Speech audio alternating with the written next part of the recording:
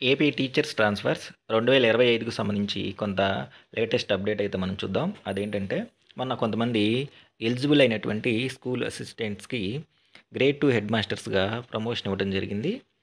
Next at the same time కొంతమంది school assistants provisional seniority list మీద వాళ్ళు పెట్టినటువంటి గ్రీవియన్స్, అబ్జెక్షన్స్ ఏవైతే ఉన్నాయో వాటిని క్లియర్ చేయడం జరిగింది.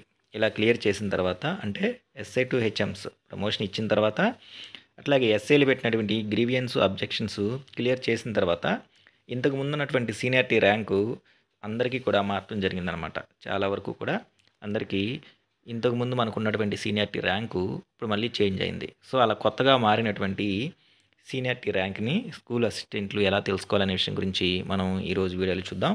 దానికి సంబంధించినటువంటి లింక్ నేను మీకు డిస్క్రిప్షన్లో ఇస్తాను. డైరెక్ట్గా మీరు లింక్ మీద క్లిక్ చేయగానే మన యొక్క డీటెయిల్స్, ట్రెజరీ ఐడి, నెక్స్ట్ అట్లాగే డేట్ ఆఫ్ బర్త్, అక్కడ ఉన్నటువంటి క్యాప్చా కోడ్ ఎంటర్ చేసి గెట్ ఓటీపీ అనే ఆప్షన్ మీద ప్రెస్ చేసి ఆ తర్వాత వచ్చినటువంటి ఓటీపీని ఎంటర్ చేసి వెరిఫై డీటెయిల్స్ మీద మనం ప్రెస్ చేయగానే మనకి డీటెయిల్స్ ఓపెన్ అవుతాయి. ఆ ప్రాసెస్ని మనం ఒకసారి ఇప్పుడు చూద్దాం.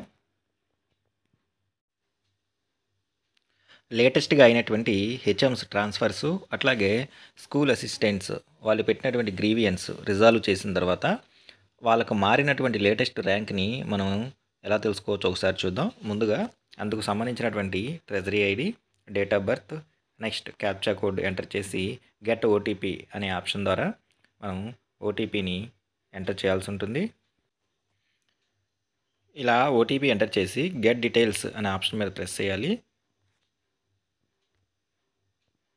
సక్సెస్ అని చెప్పేసి చూపిస్తుంది. ఇక్కడికి వచ్చేసరికి మన యొక్క లేటెస్ట్ మారినటువంటి ర్యాంక్ మనకి ఇక్కడ డిస్ప్లే అవుతుందన్నమాట. సో ఆల్రెడీ మన కొంతమందికి హెచ్ఎమ్స్గా ప్రమోషన్ ఇవ్వడం జరిగింది.